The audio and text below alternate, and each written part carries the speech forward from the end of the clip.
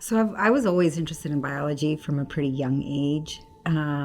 I did my postdoctoral training at UCSF up in the Bay Area in San Francisco, and people, including my mentor, were very supportive about the idea of me trying to start my own lab. And so I interviewed all over the country, and when I came to Scripps to interview, I was fortunate enough to get invited, and I found this to be a place that was so full of possibility.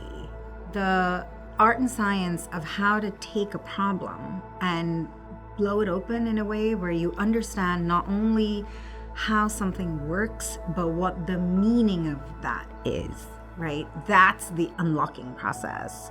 But if we can figure out the features that are conserved across species that really help us understand how signals from the gut inform brain function, we've uncovered some fundamental mystery behind why they communicate the way they do. Ultimately, our research is trying to understand the mechanisms and principles that not only make us sick when there's some environmental insult, but what the basic processes of metabolic function and communication between these two very interesting organs are that can help extend the healthiest years of our life. And so those are the sorts of problems that we're working on.